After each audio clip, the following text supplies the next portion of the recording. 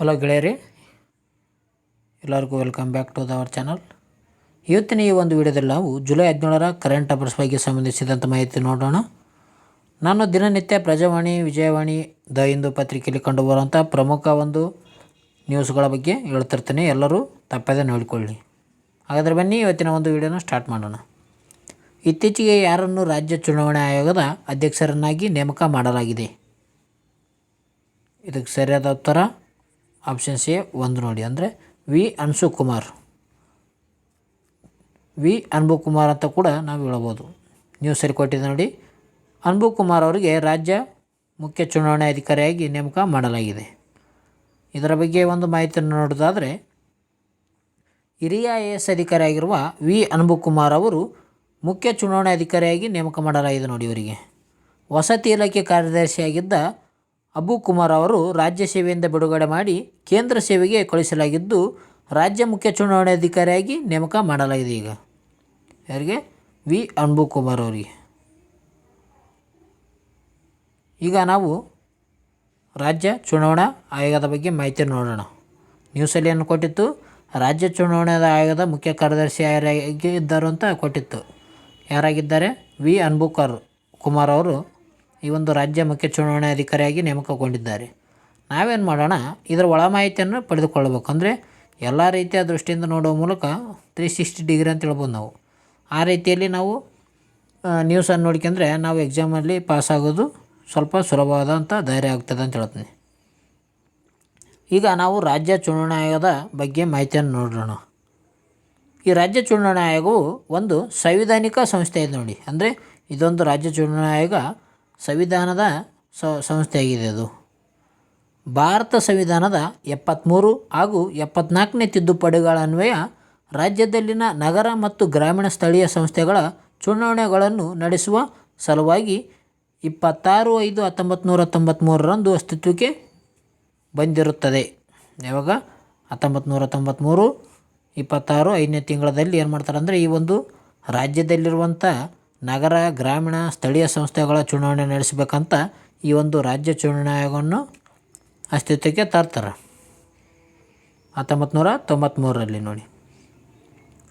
ರಾಜ್ಯ ಚುನಾವಣಾ ಆಯೋಗವನ್ನು ಭಾರತದ ಸಂವಿಧಾನದ 243 ಕ್ಲಾಸ್ ಕೆ ಹಾಗೂ 243 ZA ದಡಿಯಲ್ಲಿ ರಚಿಸಲಾಗಿದೆ ನೋಡಿ. ಅಂದರೆ ಈ ಒಂದು ರಾಜ್ಯ ಚುನಾವಣಾ ಆಯೋಗ ಯಾವ ಸಂವಿಧಾನದ ಯಾವ ಒಂದು ವಿಧಿಯಿಂದ ರಚಿಸಲಾಗಿದೆ ಅಂದರೆ 243 ಕ್ಲಾಸ್ ಕೆ ಹಾಗೂ 243 ZA ಇವೆರಡು ಒಂದು ಸಂವಿಧಾನದ ರಾಜ್ಯ ಚುನಾವಣಾ ಆಯೋಗದ ಬಗ್ಗೆ ಮಾಹಿತಿಯನ್ನು ನೋಡ್ತದೆ ನೋಡಿ. ಇದರಿಂದ ರಚಿಸಲಾಗಿದೆ. ರಾಜ್ಯ ಚುನಾವಣಾ ಆಯೋಗವು ಸ್ವತಂತ್ರ ಸಂಸ್ಥೆಯಾಗಿದೆ. ಗ್ರಾಮೀಣ ಸ್ಥಳೀಯ ಸಂಸ್ಥೆಗಳಾದ ಗ್ರಾಮ ಪಂಚಾಯಿತಿ, ತಾಲೂಕು ಪಂಚಾಯಿತಿ ಮತ್ತು ಜಿಲ್ಲಾ ಪಂಚಾಯಿತಿಗಳ ಚುನಾವಣೆಗಳನ್ನು ಮತ್ತು 4 ಹಂತದ ನಗರ ಸ್ಥಳೀಯ ಸಂಸ್ಥೆಗಳ ಅಂದರೆ ಯಾವ್ಯಾವ ಅಂದರೆ ಮಹಾನಗರ ಪಾಲಿಕೆ, ನಗರಸಭೆ, ಪುರಸಭೆ ಮತ್ತು ಪಟ್ಟಣ ಪಂಚಾಯಿತಿಗಳಿಗೆ ಚುನಾವಣೆಯನ್ನು ನಡೆಸುತ್ತದೆ. ಈ ರಾಜ್ಯ ಚುನಾವಣಾ ಆಯೋಗ ಏನು ಮಾಡ್ತದೆ ಅಂದರೆ, ಗ್ರಾಮದಲ್ಲಿರುವ ಸ್ಥಳೀಯ ಸಂಸ್ಥೆಗಳಾದ ಗ್ರಾಮ ಪಂಚಾಯಿತಿ ಆಗಿರ್ಬೋದು, ತಾಲೂಕು ಪಂಚಾಯಿತಿ ಆಗಿರ್ಬೋದು, ಅದೇ ರೀತಿಯಾಗಿ ಜಿಲ್ಲಾ ಪಂಚಾಯಿತಿ ಆಗಿರ್ಬೋದು. ಈ ರೀತಿ ಇವು 3 ರೀತಿಯಾದ ಒಂದು ಪಂಚಾಯಿತಿಗಳಿಗೆ ಒಂದು ಚುನಾವಣೆಯನ್ನು ನಡೆಸ್ತದೆ. ಜೊತೆಗೆ ನಗರ ಸ್ಥಳೀಯ ಸಂಸ್ಥೆಗಳ ಅಂದರೆ ಯಾವ್ಯಾವ ಅಂದರೆ ಮಹಾನಗರ ಪಾಲಿಕೆ, ನಗರಸಭೆ, ಪುರಸಭೆ, ಪಟ್ಟಣ ಇವುಗಳ 4ಗಳಿಗೂ ಕೂಡ ಈ ಒಂದು ರಾಜ್ಯ ಚುನಾವಣಾ ಆಯೋಗ ಚುನಾವಣೆಯನ್ನು ನಡೆಸುತ್ತದೆ ನೋಡಿ. ಇದು ಭಾಳ ಇಂಪಾರ್ಟೆಂಟ್ ಆದ ವಿಷಯ ಇರುತ್ತೆ. ನಿಮಗೇನಾದರೂ ಈ ವಿಡಿಯೋ ಒಂದು ಇಷ್ಟ ಆಯ್ತಂದರೆ ಬೇಗನೆ ಒಂದು ಲೈಕ್ ಬಟನ್ನ ಪ್ರೆಸ್ ಮಾಡಿ. ಬನ್ನಿ ಮುಂದಿನ ಪ್ರಶ್ನೆ ಹೋಗೋಣ. ಮುಂದಿನ ಪ್ರಶ್ನೆ, ಇತ್ತೀಚೆಗೆ ಸುದ್ದಿಯಲ್ಲಿ ಕಾಣಿಸಿಕೊಂಡ ಸೀನ್ ನದಿಯು ಯಾವ ದೇಶದಲ್ಲಿದೆ? ಸೀನ್ ನದಿ. ಸರಿಯಾದ ಉತ್ತರ ಆಪ್ಷನ್ ಸಿ ಫ್ರಾನ್ಸ್ ನೋಡಿ. ಫ್ರಾನ್ಸ್ ದೇಶದಲ್ಲಿ ಈ ಸೀನ್ ನದಿ ಕಂಡುಬರ್ತದೆ. ಇದರ ಬಗ್ಗೆ ನೋಡೋಣ. ಒಂದು ಕಾಲದಲ್ಲಿ ಮಾಲಿನ್ಯಕ್ಕೆ ಕುಖ್ಯಾತಿ ಪಡೆದಿದ್ದ ಪ್ಯಾರಿಸ್ನಲ್ಲಿರುವ ಸೀನ್ ನದಿಯನ್ನು ಇತ್ತೀಚೆಗೆ ಸಾರ್ವಜನಿಕರು ಈಜಲು ಸುರಕ್ಷಿತ ಎಂದು ಘೋಷಿಸಲಾಗಿದೆ. 1923ರ ನಂತರ ಪ್ಯಾರಿಸ್ ಜನರು ನದಿಯಲ್ಲಿ ಈಜಲು ಸಾಧ್ಯವಾಗುತ್ತಿರುವುದು ಇದೇ ಮೊದಲು ಅಂತ ಹೇಳ್ಬೋದು. ಅಂದರೆ ಒಂದು ಕಾಲದಲ್ಲಿ ಅಂದರೆ ಆವಾಗಿನ ಕಾಲದಲ್ಲಿ ಹಿಡಿದು ಇಲ್ಲಿವರೆಗೆ ಏನಪ್ಪ ಅಂತಂದರೆ ಈ ಒಂದು ಮಾಲಿನ್ಯದಿಂದ ಕೂಡಿತ್ತು. ಯಾವುದು ನದಿ? ಸೀನ್ ನದಿ ಮಾಲಿನ್ಯದಿಂದ ಕೂಡಿದಂಥ ನದಿಯಾಗಿತ್ತು. ಈಗ ಅಲ್ಲಿ ಏನಂದರೆ ಸಾರ್ವಜನಿಕರು ಈಜಲು ಸುರಕ್ಷಿತವಾಗಿದೆ ಅಂತ ಘೋಷಣೆಯನ್ನು ಮಾಡಲಾಗಿದೆ ನೋಡಿ. ಅಂದರೆ ಸ್ವಲ್ಪ ಸ್ವಚ್ಛ ಆಗಿದೆ ಅಂತ ಹೇಳಿದ್ದಾರೆ. ಇದು 1923 ನಂತರ ಪ್ಯಾರಿಸ್ ಜನರು ನದಿಯಲ್ಲಿ ಈಜಲು ಸಾಧ್ಯವಾಗುವುದು ಇದೇ ಮೊದಲು. ಅಂದರೆ ಇದೇ ಮೊದಲ ಬಾರಿಗೆ ಅವರು ಸ್ನಾನವನ್ನು ಮಾಡುವಂತಾಗಿದೆ ನೋಡಿ ಆ ಸೀನ್ ನದಿಯಲ್ಲಿ. ಹಾಗಾದರೆ ನಾವು ಈ ಸೀನ್ ನದಿ ಬಗ್ಗೆ ಮಾಹಿತಿಯನ್ನು ನೋಡೋಣ. ಅಂದರೆ ಈ ಸೀನ್ ನದಿಯಲ್ಲಿ ಕಂಡುಬರ್ತದೆ ಸೀನ್ ನದಿಯ ಉದ್ದ ಏನು, ಅದೇ ರೀತಿಯಾಗಿ ಸೀನ್ ನದಿಯ ಉಪನದಿಗಳು ಯಾವುವು, ಈ ರೀತಿಯಾಗಿ ನಾವು ಅದರ ಒಂದು ಹಿನ್ನೆಲೆ ಒಳ ಮಾಹಿತಿಯನ್ನು ಪಡೆದುಕೊಳ್ಳೋಣ. ಸೀನ್ ನದಿ ಈಶಾನ್ಯ ಫ್ರಾನ್ಸ್ನ ಲಾಂಗ್ರೇಸ್ ಪ್ರಸ್ಥಭೂಮಿಯಿಂದ ಹುಟ್ಟುತ್ತದೆ. ಇದು ಇಲ್ಲಿ ಈಶಾನ್ಯ ಫ್ರಾನ್ಸ್ನಲ್ಲಿ ಲಾಂಗ್ರೇಸ್ ಪ್ರಸ್ಥಭೂಮಿಯಲ್ಲಿ ಹುಟ್ಟುತ್ತದೆ ಇದು ಸೀನ್ ನದಿ. ಇದರ ಉದ್ದ ಎಷ್ಟಪ್ಪ ಅಂತಂದರೆ 770 ಕಿಲೋಮೀಟ್ರಷ್ಟು ಉದ್ದವನ್ನು ಒಳಗೊಂಡಿದೆ. ಲೋಯಿರ್ ನಂತರ ಫ್ರಾನ್ಸ್ನಲ್ಲಿ ಎರಡನೇ ಅತಿ ಉದ್ದವಾದ ನದಿಯಾಗಿದೆ ನೋಡಿ. ಫ್ರಾನ್ಸ್ನಲ್ಲಿ ಒಂದು ಅತ್ಯಂತ ಉದ್ದವಾದ ನದಿ ಯಾವುದಂದರೆ ಲೋಯಿರ್. ಎರಡನೇ ಅತಿ ಉದ್ದವಾದ ನದಿ ಯಾವುದಂದರೆ ಸೀನ್ ಆಗಿದೆ ನೋಡಿ ಫ್ರಾನ್ಸ್ನಲ್ಲಿ. ಇದರ ಒಂದು ಸೀನ್ ನದಿಯ ಒಂದು ಪ್ರಮುಖ ಉಪನದಿಗಳು ಯಾವ್ಯಾವ ಅಂತ ನೋಡೋದಾದರೆ ಆಬ್, ಮರ್ನೆ, ಯೋಸಿ, ಯೂರೆ ಇವು ಸೀನ್ ನದಿಯ ಉಪನದಿಯಾಗಿವೆ ನೋಡಿ. ಇವು 4 ಸೀನ್ ನದಿಯ ಉಪನದಿಯಾಗಿವೆ. ಅದೇ ರೀತಿಯಾಗಿ ಪ್ಯಾರಿಸ್ನಲ್ಲಿರುವ ಸೀನ್ ನದಿಯ ದಂಡೆಯನ್ನು 1991ರಲ್ಲಿ ಯುನೆಸ್ಕೋ ವಿಶ್ವ ಪಾರಂಪರ್ಯ ತಾಣವೆಂದು ಘೋಷಿಸಲಾಗಿದೆ. ಅಂದರೆ ಗುರುತಿಸಲಾಗಿದೆ ಅಂತ ಹೇಳ್ಬೋದು. ಯಾವಾಗ 1991ರಲ್ಲಿ ಏನು ಮಾಡ್ತಾರೆ ಅಂದರೆ ಈ ಒಂದು ಸೀನ್ ನದಿಯನ್ನು ಯುನೆಸ್ಕೋ ವಿಶ್ವ ಪಾರಂಪರ್ಯ ತಾಣವೆಂದು ಘೋಷಿಸಲಾಗ್ತದೆ 1991ರಲ್ಲಿ. ಮುಂದಿನ ಒಂದು ಪ್ರಶ್ನೆ ಹೋಗೋಣ. ಮುಂದಿನ ಒಂದು ಪ್ರಶ್ನೆ, ಮೊಘಲರ ಕಾಲದ ಶೀಶ್ ಮಹಲ್ ಅರಮನೆಯು ಯಾವ ನಗರದಲ್ಲಿ ಕಂಡುಬರುತ್ತದೆ? ಇದಕ್ಕೆ ಸರಿಯಾದ ಉತ್ತರ ದೆಹಲಿ.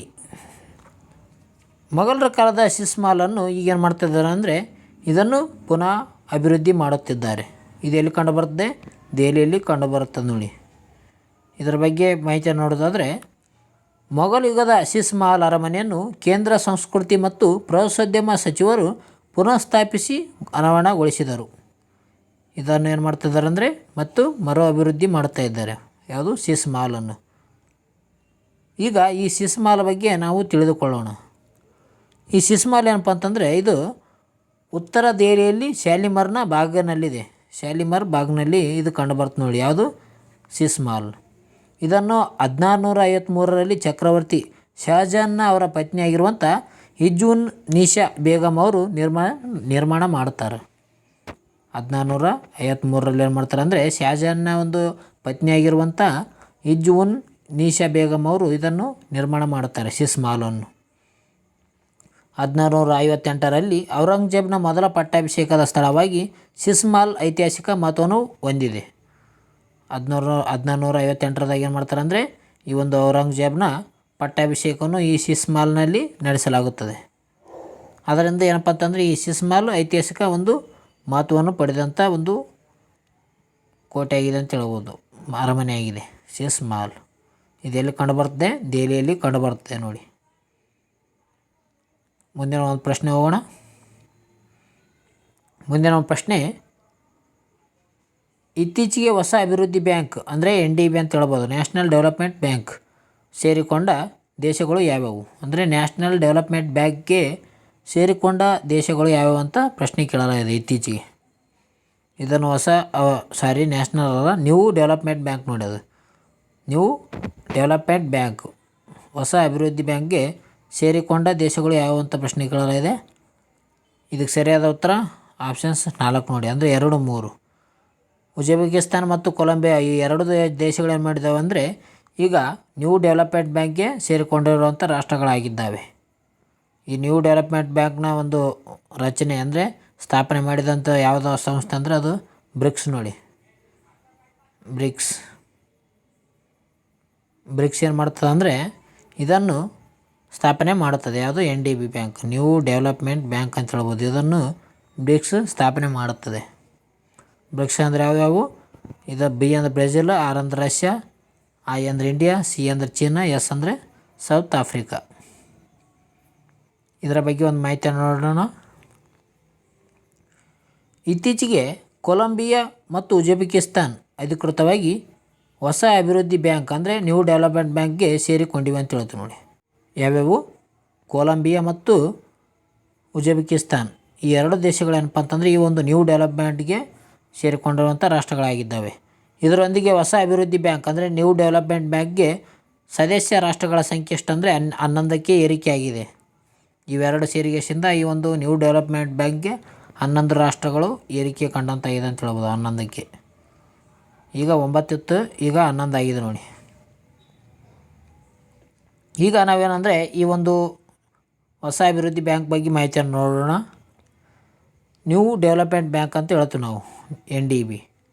2012ರಲ್ಲಿ ನವದೆಹಲಿಯಲ್ಲಿ ನಡೆದ ಬ್ರಿಕ್ಸ್ ಶೃಂಗಸಭೆಯ ಸಂದರ್ಭದಲ್ಲಿ NDB ಸ್ಥಾಪಿಸುವ ಕಲ್ಪನೆಯನ್ನು ಪ್ರಸ್ತಾಪಿಸಲಾಯಿತು. ಯಾವಾಗ? 2012ದಾಗ ಇದು ಸ್ಥಾಪನೆ ಮಾಡ್ಬೇಕಂತ ಒಂದು ಬ್ರಿಕ್ಸ್ನ ಶೃಂಗಸಭೆ ನಡೆದ ನವದೆಹಲಿಯಲ್ಲಿ. ಆ ಒಂದು ಸಮಯದಲ್ಲಿ ಒಂದು NDB ಸ್ಥಾಪಿಸುವ ಕಲ್ಪನೆಯನ್ನು ಪ್ರಸ್ತಾಪನೆ ಮಾಡಲಾಗುತ್ತದೆ. ಜುಲೈ 2014ರಲ್ಲಿ ಬ್ರೆಜಿಲ್ನಲ್ಲಿ ಪೋರ್ಟಲೆ ಜಾವದಲ್ಲಿ ನಡೆದಂಥ 6ನೇ ಬ್ರಿಕ್ಸ್ ಶೃಂಗಸಭೆಯಲ್ಲಿ ಸ್ಥಾಪಿಸಲಾಯಿತು ಇದು. ಮತ್ತು ಜುಲೈ 2015ರಲ್ಲಿ ಕಾರ್ಯರೂಪಕ್ಕೆ ಇದು ಬಂದಿತ್ತು ಅಂತ ಹೇಳ್ತೀವಿ ನೋಡಿ. ಅಂದರೆ 2014ರ ಒಂದು ಬ್ರೆಜಿಲ್ನಲ್ಲಿ ಇದು ಕೋರ್ಟಲೆ ಜಾದಲ್ಲಿ ನಡೆದಂಥ ಒಂದು 6ನೇ ಬ್ರಿಕ್ಸ್ ಶೃಂಗಸಭೆಯಲ್ಲಿ ಇದನ್ನು ಸ್ಥಾಪನೆ ಮಾಡಲಾಗುತ್ತದೆ. ಜೊತೆಗೆ 2015ರಲ್ಲಿ ಇದನ್ನು ಕಾರ್ಯರೂಪಕ್ಕೆ ತರ್ತಾರೆ ನೋಡಿ. ಯಾವುದು?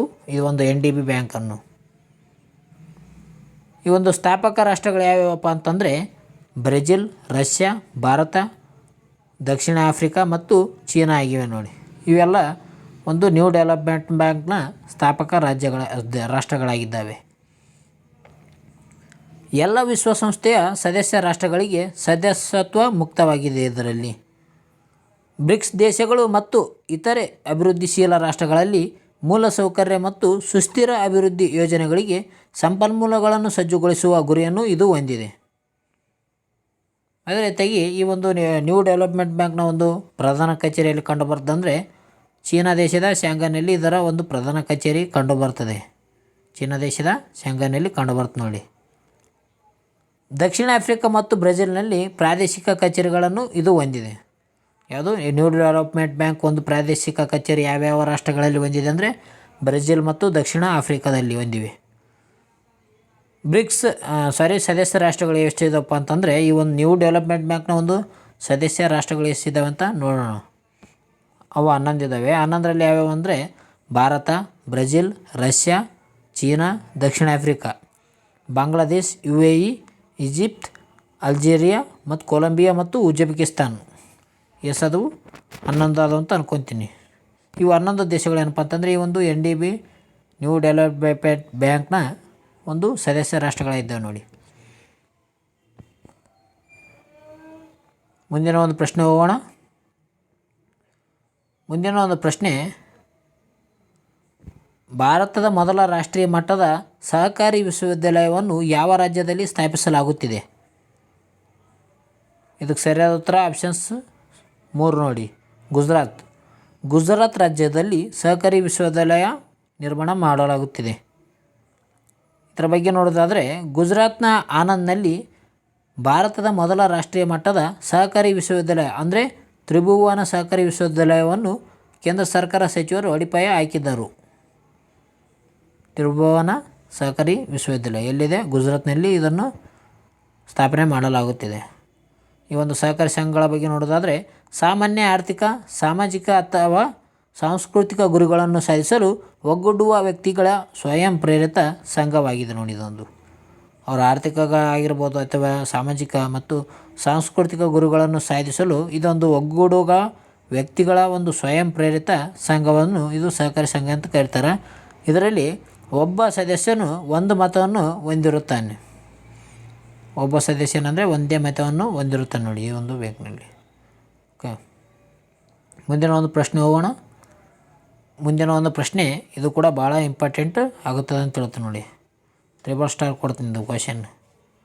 ಅಂದರೆ ಹಲವಾರು ಬಾರಿ ಒಂದು ಎಕ್ಸಾಮಲ್ಲಿ ಕೇಳಿರುವಂಥ ಪ್ರಶ್ನೆ ಇದೆ. ಯಾವುದು ಈ ಪ್ರಶ್ನೆ? ವಿಶ್ವ ಜನಸಂಖ್ಯೆ ದಿನವನ್ನು ಯಾವಾಗ ಆಚರಿಸಲಾಗುತ್ತದೆ? ಇದಕ್ಕೆ ಸರಿಯಾದ ಉತ್ತರ ಜುಲೈ 11. ಜುಲೈ 11 ತಾರೀಕಿನಂದು ವಿಶ್ವ ಜನಸಂಖ್ಯೆ ದಿನವನ್ನು ಆಚರಣೆ ಮಾಡಲಾಗುತ್ತದೆ. ಇದರ ಬಗ್ಗೆ ಮಾಹಿತಿಯನ್ನು ನೋಡೋಣ. ಪ್ರತಿ ವರ್ಷ ಜುಲೈ 11ರಂದು ವಿಶ್ವ ಜನಸಂಖ್ಯೆ ದಿನವನ್ನು ಆಚರಿಸಲಾಗುತ್ತದೆ. ಇದು ವಿಶ್ವಸಂಸ್ಥೆಯ ಅಂಗಸಂಸ್ಥೆಯಾದ ವಿಶ್ವಸಂಸ್ಥೆ ಅಭಿವೃದ್ಧಿ ಕಾರ್ಯಕ್ರಮದ ಉಪಕ್ರಮವಾಗಿದೆ ಅಂತ ಹೇಳ್ತೀವಿ. ಅದು ಈ ಒಂದು ವಿಶ್ವ ಜನಸಂಖ್ಯೆ ದಿನ ಯಾವಾಗ ಆಚರಣೆ ಮಾಡ್ತಾರೆ ಅಂದರೆ ಪ್ರತಿ ವರ್ಷ ಒಂದು ಜುಲೈ 11ನೇ ತಾರೀಕು ಆಚರಣೆ ಮಾಡ್ತಾರೆ ನೋಡಿರಿ. 2025ರ ಒಂದು ಧ್ಯೇಯವಾಕ್ಯ ಏನಾಗಿದೆ ಅಂದರೆ empowering young people to create the families they want in a fair and hopeful world ಅಂತ ಹೇಳ್ತೀವಿ. ಇದು 2025ರ ಒಂದು ಧ್ಯೇಯವಾಕ್ಯವಾಗಿದೆ. ಈ ಒಂದು ವಿಶ್ವ ಜನಸಂಖ್ಯೆ ದಿನಾಚರಣೆ ಆಚರಣೆ ಹಿನ್ನೆಲೆ ಬಗ್ಗೆ ಮಾಹಿತಿಯನ್ನು ನೋಡೋಣ. 1987ರ ಜುಲೈ 11ರಂದು ವಿಶ್ವ ಜನಸಂಖ್ಯೆ 500 ಕೋಟಿ ತಲುಪುತ್ತದೆ. ಇದರಿಂದ ಈ ಪರಿಣಾಮದಿಂದ ವಿಶ್ವಸಂಸ್ಥೆ ಅಭಿವೃದ್ಧಿ ಕಾರ್ಯಕ್ರಮ ಮಂಡಳಿಯು ವಿಶ್ವ ಜನಸಂಖ್ಯೆ ದಿನವನ್ನು ಆಚರಣೆ ಮಾಡಲು ನಿರ್ಧಾರ ಮಾಡುತ್ತದೆ. 1987 ಜುಲೈ 11ನೇ ತಾರೀಕು ಏನಾಗ್ತದಂದ್ರೆ ವಿಶ್ವದ ಜನಸಂಖ್ಯೆ 500 ಕೋಟಿಗೆ ತಲುಪ್ತದೆ. ಇದರಿಂದ ಇಂಥ ಒಂದು ಪರಿಣಾಮದಿಂದ ವಿಶ್ವಸಂಸ್ಥೆ ಏನು ಮಾಡ್ತದೆ ಅಂದರೆ ಜನಸಂಖ್ಯೆ ದಿನವನ್ನು ಜುಲೈ 11ನೇ ತಾರೀಕು ಆಚರಣೆ ಮಾಡಬೇಕಂತ ನಿರ್ಧಾರ ಮಾಡುತ್ತದೆ. ಮೊದಲ ಬಾರಿ ಯಾವಾಗ ಮಾಡ್ತದೆ ಅಂದರೆ ಮೊದಲ ಬಾರಿಗೆ 1989ರಲ್ಲಿ ಈ ಒಂದು ವಿಶ್ವ ಜನಸಂಖ್ಯೆ ದಿನವನ್ನು ಜುಲೈ 11ನೇ ತಾರೀಕು ಆಚರಣೆ ಮಾಡಲಾಗುತ್ತದೆ ನೋಡಿ. ಅತಿ ಹೆಚ್ಚು ಜನಸಂಖ್ಯೆ ಹೊಂದಿರುವ ದೇಶಗಳು ಯಾವ್ಯಾವಿದೆ ಅಂದರೆ ಮೊದಲ ಸ್ಥಾನದಲ್ಲಿ ಭಾರತ ಇದೆ, 2ನೇ ಸ್ಥಾನದಲ್ಲಿ ಚೀನಾ, 3ನೇದು US, 4ನೇದು ಇಂಡೋನೇಷ್ಯಾ, 5ನೇದು ಪಾಕಿಸ್ತಾನ, 6ನೇದು ನೈಜೀರಿಯಾ, 7ನೇದು ಬ್ರೆಜಿಲ್, 8ನೇದು ಬಾಂಗ್ಲಾದೇಶ್, 9ನೇದು ರಷ್ಯಾ, 10ನೇದು ಮೆಕ್ಸಿಕೋ. ಅದೇ ರೀತಿಯಾಗಿ ಈ ಒಂದು ವಿಶ್ವ ಜನಸಂಖ್ಯೆಯಲ್ಲಿ ಅತಿ ಹೆಚ್ಚು ಜನ ಹೊಂದಿರುವಂಥ ಖಂಡಗಳ ಬಗ್ಗೆ ಕೂಡ ನೋಡಿಕೊಳ್ಳೋಣ. ಅತಿ ಹೆಚ್ಚು ಜನಸಂಖ್ಯೆ ಹೊಂದಿರುವ ಖಂಡಗಳು ಅದರಲ್ಲಿ ಏಷ್ಯಾ ಮೊದಲಿದೆ, ಆಫ್ರಿಕಾ 2, ಯುರೋಪ್ 3ನೇ ಸ್ಥಾನದಲ್ಲಿದೆ. ಈ ಒಂದು ಜನಸಂಖ್ಯೆ ಅಧ್ಯಯನ ಮಾಡೋದಕ್ಕೆ ಏನಂತಾರೆ ಅಂದರೆ ಡೆಮೋಗ್ರಫಿ ಅಂತ ಕರೀತಾರೆ. ಡೆಮೋಗ್ರಫಿ ಅಂದರೆ ಏನಂತ ಪ್ರಶ್ನೆ ಕೇಳ್ತಾರೆ. ಅದು ಏನಂದರೆ ಜನಸಂಖ್ಯೆ ಅಧ್ಯಯನವನ್ನು ಡೆಮೋಗ್ರಫಿ ಎಂದು ಕರೆಯುತ್ತೇವೆ. ಅದೇ ರೀತಿಯಾಗಿ ಈ ಒಂದು ಜನಸಂಖ್ಯೆ ಪಿತಾಮಹ ಯಾರು ಅಂತ ಕೂಡ ಒಂದು ಎಕ್ಸಾಮ್ನಲ್ಲಿ ಕೇಳಿದ್ದಾರೆ. ಸರಿಯಾದ ಉತ್ತರ ಜಾನ್ ಗ್ಯಾಂಟ್ ಅಂತ ಹೇಳ್ತೀವಿ. ಜಾನ್ ಗ್ಯಾಂಟ್ ಅವರು ಜನಸಂಖ್ಯೆ ಪಿತಾಮಹ ಆಗಿದೆ ನೋಡಿ. ಓಕೆ ಫ್ರೆಂಡ್ಸ್, ಇವತ್ತಿನ ಮಾಹಿತಿಯನ್ನು ಇಲ್ಲಿಗೆ ಮುಕ್ತಾಯ ಮಾಡೋಣ. ನಿಮಗೇನಾದರೂ ಈ ಒಂದು ವಿಡಿಯೋ ಇಷ್ಟ ಆಗಿತ್ತಂದರೆ ನಮ್ಮ ಚಾನಲ್ಗೆ ಬೇಗ ಸಬ್ಸ್ಕ್ರೈಬ್ ಮಾಡಿಕೊಳ್ಳಿ. ಅದೇ ರೀತಿಯಾಗಿ ನಿಮ್ಮ ಫ್ರೆಂಡ್ಗಳಿಗೂ ಕೂಡ ಈ ಒಂದು ವಿಡಿಯೋನ ತಲುಪಿಸಿ. ಓಕೆ ಫ್ರೆಂಡ್ಸ್, ಮುಂದಿನ ವಿಡಿಯೋದಲ್ಲಿ ಸಿಗೋಣ. ಇಲ್ಲಿಗೆ ವಿಡಿಯೋನ ಮುಕ್ತಾಯ ಮಾಡೋಣ ಎಂದು ಹೇಳುತ್ತಾ ಎಲ್ಲರಿಗೂ ಟೇಕ್ ಕೇರ್. Bye friends.